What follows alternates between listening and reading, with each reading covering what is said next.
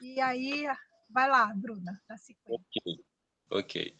Ó Deus, nós queremos te agradecer, meu Pai, queremos te louvar nessa manhã e te pedimos, meu Deus, que o Senhor possa iluminar a irmã Bruna para que ela possa trazer Isso. esse ensinamento maravilhoso, meu Deus, da sua palavra, que a sua palavra seja luz para os nossos caminhos e lâmpada para os meus pés, que os nossos pés possam estar diante do Senhor, meu Deus, a cada dia. Então, Deus, que nesse momento o Senhor possa abrir a nossa mente, o nosso coração, para aprender de Ti, Senhor, que o Senhor use, meu Deus, a Tua filha, para que ela possa trazer para nós esse ensinamento maravilhoso da Sua palavra, em nome de Jesus. Amém.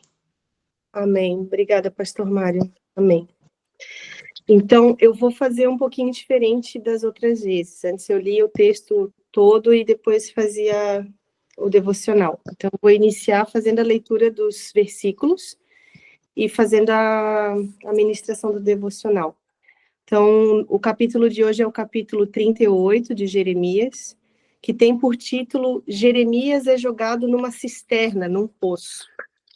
Então, iniciando ali no versículo 1, e aconteceu que Cefatias, filho de Matã, Gedalias, filho de Pazur, Jucal, filho de Selemias, e Pazur, filho de Malquias, escutaram o que Jeremias pregava a todo o povo nestes termos.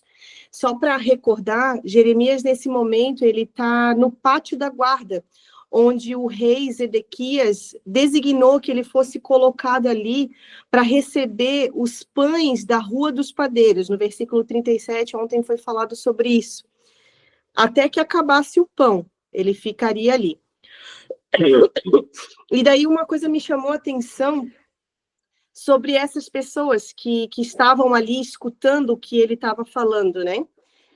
Essas pessoas que eu citei agora, o Cefatias, Gedalias, Jucal, e os seus pais, eles são líderes e príncipes que eram sempre enviados pelo rei Zedequias até o profeta Jeremias para consultar ele, para pedir oração, para pedir, saber sobre o favor de Deus sobre a nação. E daí ali, eu puxei aqui, no capítulo 21, versículo 1 e 2, fala assim: essa é a palavra que veio a Jeremias da parte de Yahvé, quando o rei Zedequias mandou-lhe Pazur, filho de Malquias, o mesmo que estava ali citado no 38. Consulta, pois, neste momento a Yahvé por nós, porque Nabucodonosor, rei da Babilônia, está nos atacando. Aí aqui ele pede para consultar. No versículo 37, ontem que a Tati trouxe, no capítulo 37, versículo 3, eles já pedem para rogar, para o profeta Jeremias rogar por eles, aqui, ó. Mas o rei Zedequias enviou Jeucal, filho de Selemias, e Sofonias, filho do sacerdote Maazéias, ao profeta Jeremias, portando a seguinte solicitação: roga, pois, neste momento por nós ao nosso Deus. Então, são as mesmas pessoas que estavam consultando o profeta Jeremias que vão jogar ele no poço. Que aqui na continuidade vocês vão ver que eles mesmos jogam ele no poço. Aí, voltando para o capítulo 38, nos versículos 2 e 3, Jeremias fala o seguinte: assim adverte Yahvé, quem permanecer nesta cidade, certamente morrerá em meia guerra, pela fome ou por causa da peste. Todavia, quem se render aos babilônios viverá, pois a sua vida lhe será entregue como despojo, e, portanto, escapará da morte. E assim declara o Senhor: em verdade, esta cidade será entregue ao exército do rei da Babilônia, que a conquistará. Ou seja, Jeremias está posicionado no pátio da guarda. Pátio da guarda, com certeza, era um local onde muitas pessoas passavam por ali e escutavam o que ele estava falando. Ele estava tendo visibilidade dessa fala. Deus colocou ele ali numa posição onde outras pessoas, além dos líderes, do rei, dos príncipes que ele já havia alertado, para escutarem o que Deus estava orientando. E daí aqui eu fiz uma anotação seguinte: Jeremias reforça o que Deus já havia ordenado. Essa profecia ele já está falando há vários capítulos, há vários anos, né? Rendam-se ao rei da Babilônia, pois as vidas seriam tomadas como despojo de guerra. Despojo de guerra é uma expressão usada para descrever bens, riquezas, pessoas ou propriedades que são tomadas do inimigo que perdeu após se vencer a guerra. Eles não queriam aceitar a derrota, eles não aceitavam que eles seriam destituídos daquela vida boa que eles estavam tendo ali na nação e do pecado que eles estavam vivendo, da vida de pecado. Eles não queriam aceitar que eles precisavam se render. Continuando no versículo 4 e 5. Então os líderes sugeriram imediatamente ao rei: eis que este homem deve ser condenado à morte. Deste modo, ele está desencorajando todos os soldados que restaram na cidade, bem como todo o povo, com a mensagem que está pregando. Ora, este homem não está buscando o bem deste povo, mas a sua ruína. Diante disto, o rei Zedequias declarou: eis que ele está em vossas mãos, porquanto não será este rei que lhes fará qualquer oposição. Então, aqui a gente vê o que eu falei ali, que o profeta Jeremias, ele estava num local de visibilidade, de fala para outras pessoas, porque aqui os líderes, eles ficam preocupados, né? Deste modo, ele está desencorajando todos os soldados que restaram na cidade, bem como todo o povo. As palavras de Deus iriam começar a influenciar o povo e os demais soldados a se renderem. Daí aqui eu fiz a seguinte anotação: eles tinham medo e raiva da influência que as palavras de exortação de Jeremias por parte de Deus poderiam desencorajar os soldados, acusando que ele estava buscando a ruína da nação. É a mesma coisa quando alguém nos dá um conselho, nós não gostamos, porque foi contrário à nossa vontade, ao nosso ego, ao nosso orgulho, contrário aonde o nosso coração está depositado. Nós não ouvimos o conselho, seguimos a nossa vontade e ainda reclamamos da pessoa que nos aconselhou. E, consequentemente, o que acontece? Sempre a gente quebra a cara, né? Aí eu até anotei aquele ditado que a gente costuma falar: se conselho fosse bom, não se dava, se vendia, certo? Como é que a gente está lidando com os conselhos que Deus está enviando para nós através das pessoas que são usadas por Ele? Mesmo que ela seja contrária à nossa vontade. Mesmo que não seja onde o nosso coração está depositado. Você está acatando a vontade de Deus? Você está obedecendo à vontade de Deus? Ou você está lavando as mãos, assim como fez o rei Zedequias, que aqui ele fala, né? Eis que ele está em vossas mãos, porquanto não será este rei que lhes fará qualquer oposição. Aí na hora me veio assim, ó, o rei Zedequias está fazendo igual o Pôncio Pilatos.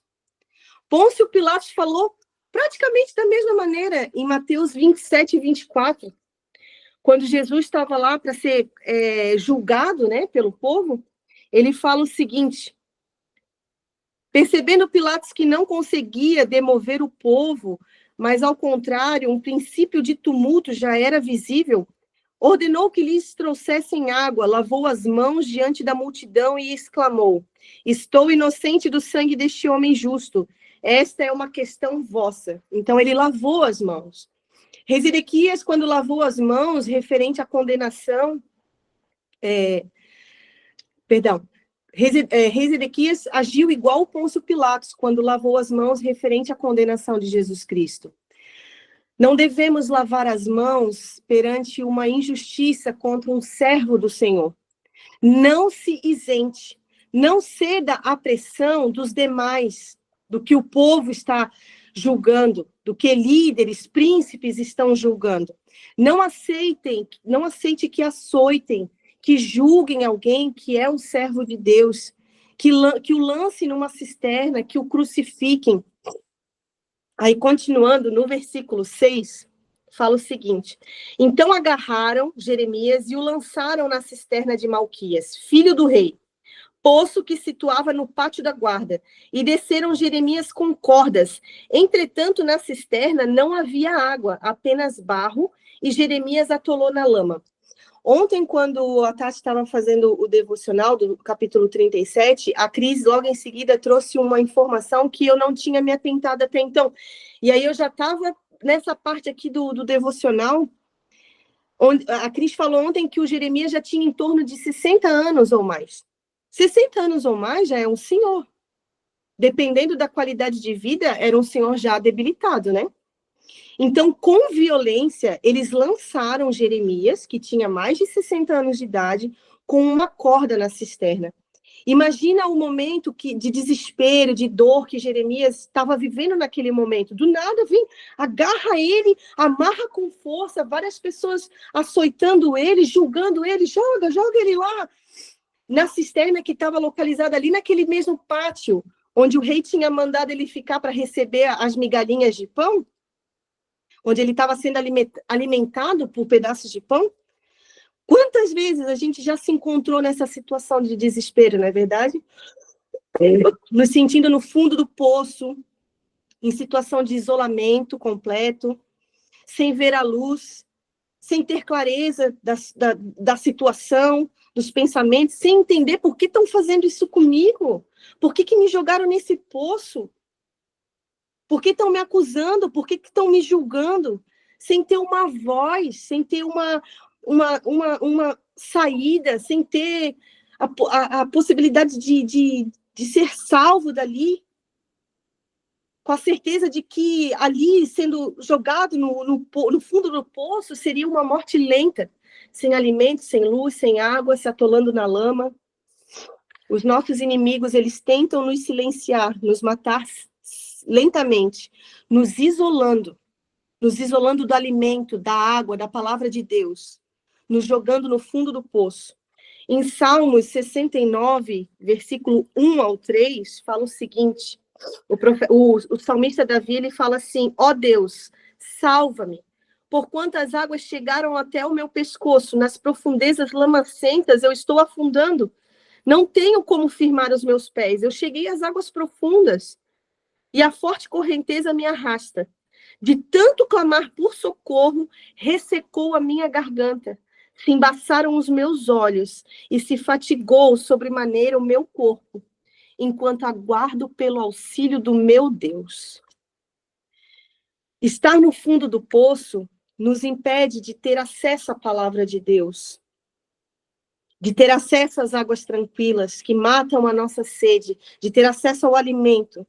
Nós sentimos que estamos nos afundando.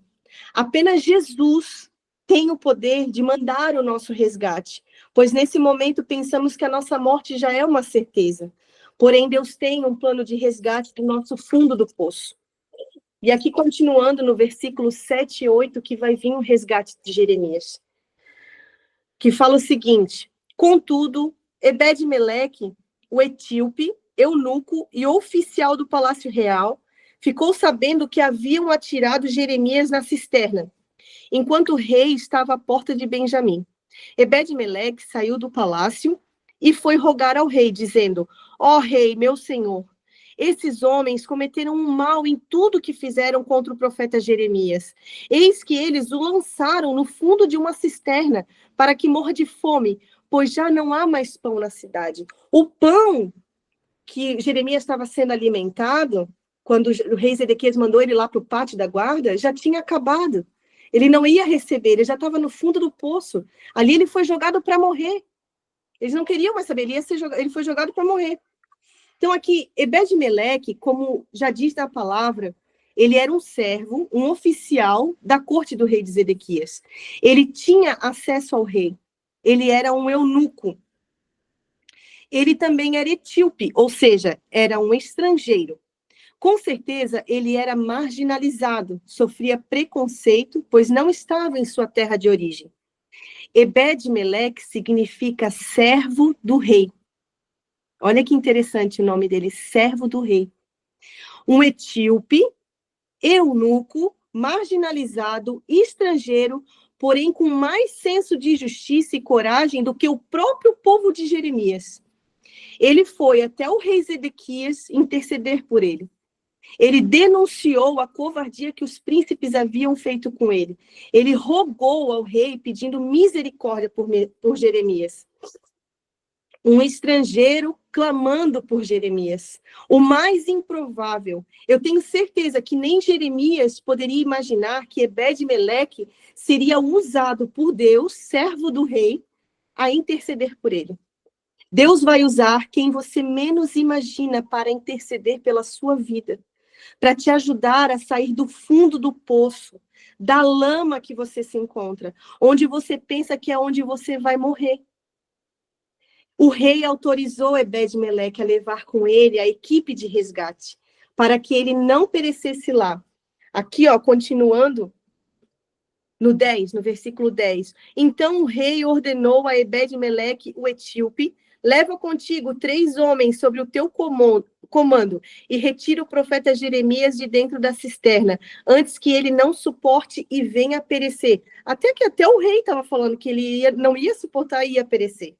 O rei autorizou Ebed-Meleque a levar com ele a equipe de resgate para que ele não perecesse lá. E olha como Deus, ele é cuidadoso no nosso resgate. Como ele foi cuidadoso no resgate de Jeremias. No versículo 11 fala o seguinte: então Ebed-Meleque levou em sua companhia os homens que estavam sob as suas ordens e dirigiu-se à sala que fica debaixo da tesouraria do palácio. Tomou alguns trapos e roupas velhas e os desceu com cordas até Jeremias na cisterna. Aí aqui eu fiz a anotação. Ele precisaria ter cuidado no resgate de Jeremias. Ele já tinha 60 anos ou mais. Ele estava machucado, ferido, abalado, debilitado. E tirar ele daquela cisterna, içar ele, iria requerer um esforço.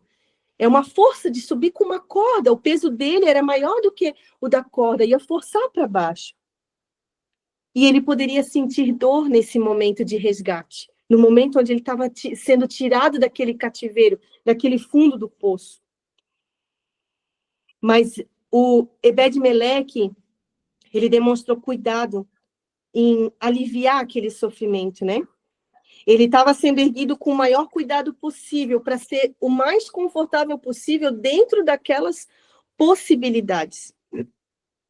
E sobre Ebed-Meleque, eu quero dar um spoiler do capítulo 39, versículo 18. Deus, por essa atitude de Ebed-Meleque, de justiça, de coragem, Deus, ele salva Ebed-Meleque. Ele não permite que ele seja morto. Mas eu não vou ler o versículo do capítulo 39 para vocês ficarem aguardando por esse devocional. Jeremias, ele era um homem extremamente obediente, tanto que no versículo 13, depois dele ter sido içado, a palavra fala que ele permaneceu no pátio da guarda. Então, deixa eu só ler aqui o versículo 13 que eu não li. Ebed-Meleque, assim, por meio das cordas o içaram e o retiraram da cisterna, e Jeremias permaneceu no pátio da guarda. Ele não se retirou dali, onde o rei havia dado ordens para ele ficar e receber o pão diariamente, até que se acabasse. Aí, continuando, do versículo 14 ao 16. Então o rei Zedequias deu ordens para que conduzissem o profeta Jeremias à sua presença, na terceira entrada da casa de Yahvé. E o rei questionou a Jeremias, dizendo: eis que vou interrogar-te sobre um assunto, contudo não me escondas nada. E Jeremias respondeu a Zedequias: se te responder como me pedes, não me matarás? Contudo, mesmo que te aconselhes, não me darás ouvidos. Entretanto, o rei Zedequias jurou secretamente a Jeremias: juro pelo eterno nome do Senhor, de quem recebemos a vida, que eu não te matarei e nem te entregarei nas mãos daqueles que procuram tirar-te a vida. O rei, ele chama Jeremias à sua presença. Seria outra conversa em secreto, outra conversa que ninguém poderia ver. Ele iria questionar Jeremias e pede que ele não esconda nada dele. Jeremias então responde: se eu te responder como que com toda sinceridade, tu não me matarás? Aí eu refleti assim, é como alguém que vem pedir um conselho, uma opinião, e você pergunta: olha, tem certeza? O que eu vou te falar, tu não vai gostar. Será que você não vai virar a cara para mim depois? Eu vou te falar a verdade, eu vou te falar o que Deus coloca no meu coração. Será que tu não vai virar as costas para mim por eu estar te falando a verdade? Que tu é dura, mas tu precisa ouvir? Porém, Jeremias, ele já conhecia o rei Zedequias, a maneira como ele agia, como ele reagia quando ele falava a palavra do Senhor. Ele fala, mesmo que eu te aconselhes, não me darás ouvidos. Ele não está perguntando para o rei Zedequias, ele está fazendo uma afirmação. Ele sabe que o rei Zedequias ele ia agir daquela maneira. Mas aí o rei jura novamente, em secreto, escondido, porque ninguém poderia ver que ele estava falando com Jeremias. Ninguém poderia ser testemunha daquilo que ele estava falando. E na Bíblia fala que precisa ter testemunhas do que está sendo jurado, do que está sendo falado. Mas aí o rei jura novamente em secreto, escondido de todos, claro, para não que haja testemunhas daquele juramento. Ele não escutava a palavra do Senhor. Aí eu fiquei refletindo, né? Vocês acham mesmo que ele, no momento que fosse necessário, que fosse oportuno, ele não mataria Jeremias? Ele fala assim, não, eu não vou deixar te matar. Só que em secreto, para ninguém ser testemunha. É claro que numa oportunidade, se fosse necessário, ele ia mandar matar o profeta Jeremias. O rei, ele já havia lavado as suas mãos. Ele não tinha senso de justiça, ele não tinha temor a Deus. Ele não escutava o que Deus estava falando. Se a pessoa não tem temor a Deus, como é que ela pode jurar? Se nem temor a Deus ela tem. Continuando, do versículo 17 ao 18. Então Jeremias declarou a Zedequias, eis que assim adverte Yahvé, o Todo-Poderoso, Eterno dos exércitos, Deus de Israel, se te renderes aos príncipes do rei da Babilônia, tua vida será poupada, e esta cidade não será destruída pelo fogo, e vivereis tu e toda a tua família. Entretanto, se não puderes tu, não depuseres tuas armas, e não te renderes aos oficiais do rei da Babilônia, esta cidade será entregue nas mãos dos babilônios, e eles a incendiarão, nem mesmo tu escaparás da ira e das mãos deles. Nesse versículo, Jeremias, ele repete a profecia vinda de Deus, ele não havia mudado, a palavra de Deus não mudou. Se renda a Babilônia e viverás, se não se renderes, a morte será certa. A palavra de Deus, ela é imutável, ela é mesma ontem, hoje e eternamente. Não adianta consultar a Deus por diversas vezes, achando que ele vai mudar aquilo que ele te falou, que aquilo que ele tem predestinado para ti, porque não vai mudar. Se ele te falou que vai ter bênção na tua vida, vai ter bênção na tua vida. Se ele te falou que vai ter provação, vai ter provação. Deus não vai voltar atrás. Deus não muda aquilo que ele falou. Continuando, do versículo 19 ao 20.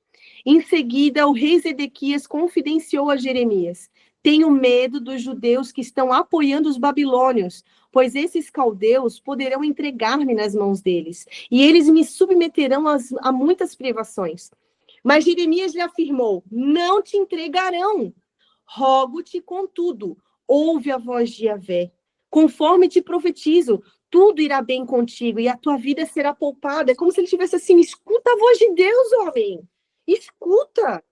O rei Zedequias, ele expõe a sua fragilidade, os seus medos. Ele tinha, olha só, ele declarou que ele tinha medo do próprio povo dele, que já havia se rendido, porque já tinha escutado as profecias que Deus havia entregado através de Jeremias. Ele tinha medo que eles fossem zombar dele, ele tinha medo da humilhação, ele tinha medo de ser visto como um fraco, como um traidor. Na verdade, o rei ele estava com medo da opinião das pessoas, do que iriam falar sobre ele. Quantas vezes deixamos de obedecer a Deus, de seguir a sua orientação, por medo do que irão pensar? Medo das críticas, medo dos comentários. Ah, mas e agora? O que eu faço?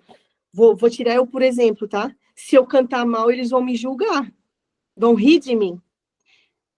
Se eu entregar um sonho que Deus me revelou, vão me julgar. Será que é de Deus? Aí, né, refletindo mais ainda, se eu buscar por atendimento no Ministério da Restauração da Alma, e eu vou expor as minhas feridas, o meu passado, o que vão pensar de mim? Satanás, ele nos mantém em cativeiro por causa do nosso medo. Ele nos mantém em cativeiro por causa do nosso medo. Mas Jeremias, ele fala assim, ó, não te entregarão. não te entregarão. Isso faz parte do que Deus prometeu. Se tu se render, não vai morrer. Não vai morrer. Escuta a voz de Deus. Eles não vão te julgar. Deus está contigo. Continuando, no versículo 21 ao 23. Entretanto, se não te renderes, esta é a palavra que o Senhor me revelou. Então, todas as mulheres que ficaram no palácio real de Judá serão levadas aos príncipes do rei da Babilônia. E elas mesmas declararão: os teus amigos em quem confiavas te enganaram e prevaleceram contra ti. E agora os teus pés estão afundados em lama. E eles te abandonaram. Todas as tuas mulheres e os teus filhos serão levados aos babilônios. Nem mesmo tu escaparás da mão deles, mas serás capturado pelo rei da Babilônia, que ordenará que esta cidade seja totalmente incendiada. Então aqui Jeremias ele reforça tudo o que acontecerá caso o rei Zedequias não escute a voz de Deus e o obedeça. Daí aqui eu busquei o preço da desobediência dele, vai estar logo mais à frente, que vocês vão acompanhar no capítulo 39. Logo mais vocês vão ver o preço da desobediência do rei Zedequias. Continuando, do versículo 24 ao 28. Então Zedequias ameaçou Jeremias, olha aí, ó, ameaçando Jeremias. Zelai para que ninguém fique sabendo desta conversa, caso contrário morrerás. Ou seja, ele está falando assim, não fala o que eu te falei, não fala o que eu te confessei, porque senão eles vão te matar. Como se ele estivesse já dando liberdade, ó. Se ele abrir a boca do que eu conversei com ele, pode matar ele. Se os chefes ou líderes souberem que eu dialoguei contigo e te indagarem, conta-nos agora o que disseste ao rei. E o que o rei te disse, não nos esconda nada para que não te matemos. Então, aí o rei Zedequias está falando para ele, então lhes responderás, fiz um pedido ao rei, para que ele não me mandasse de volta à casa de Jonatas, para eu não morrer ali. Então, todos os príncipes e líderes do povo se dirigiram a Jeremias e o interrogaram. De fato, aconteceu. Eles foram lá curiosos saber o que ele tinha falado com o rei.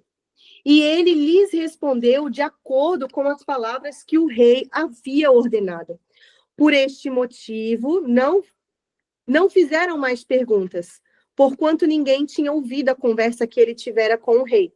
Permaneceu, pois, Jeremias no átrio da guarda, até o dia em que a cidade de Jerusalém foi conquistada. Então, só para a gente finalizar, o rei Zedequias ele pede que Jeremias não conte aos príncipes o contexto da conversa deles, como se ele falasse, olha, não conta para ele as minhas fraquezas, tá? Os meus medos. E, dito e feito, eles foram perguntar para ele, né, o que ele havia falado, e ameaçando ele de morte. Se tu não contar para a gente vai te matar. Porque, na verdade, eles também tinham medo do que Jeremias tivesse contado ao rei. Tudo que eles fizeram com ele, jogaram ele no poço, amarraram, jogaram ele ali, no fundo eles também tinham medo do que o rei poderia fazer com eles, poderia julgar eles. Mas Jeremias, ele permaneceu no pátio até que a cidade foi conquistada. Foi invadida pelo rei da Babilônia. Então, só para uma frase assim, para finalizar esse devocional, né? Deus, ele não nos chama para agradar aos homens, mas ele nos chama para sermos fiéis à sua voz. O medo da opinião alheia, ele pode nos paralisar, ele pode nos afastar da vontade de Deus. Mas a nossa fé, a nossa coragem e a nossa obediência à voz de Deus, ao que Ele fala para nós, Ele vai nos sustentar, até mesmo nos momentos mais escuros da nossa vida. Deus vai nos sustentar, Deus vai nos resgatar. Amém? É isso que eu tenho para trazer de palavra para vocês hoje. Amém, glória a Deus. Pode orar encerrando. Palavra abençoada. Vários spoilers sobre o capítulo de amanhã, né? Amém. Amém, amém. Senhor Jesus, eu quero te agradecer, Pai, por esse devocional, por essa palavra que o Senhor trouxe no nosso coração, Pai. nos encorajando a largar a mão do medo, Pai, a sermos filhos obedientes, corajosos, posicionados, e com a certeza de que mesmo quando a gente estiver em momentos escuros da nossa vida, o Senhor tem um resgate, o Senhor tem pessoas que irão interceder pela nossa vida, para nos trazer uma palavra, para nos trazer um alimento, Senhor. Mas nós somos filhos obedientes, nós somos filhos corajosos, ou posicionados na Tua palavra, Senhor. Que o Senhor sempre nos segure pela nossa mão, nos encorajando Teus filhos, Senhor, a ser obediente, Pai.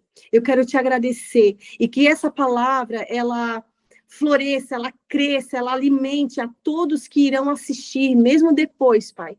Te agradeço por cada vida que esteve aqui atento, escutando a Tua palavra, Senhor. E eu Te agradeço, Senhor, por ter me usado, Senhor, que eu seja sempre obediente a Ti, obediente à Tua palavra, Pai.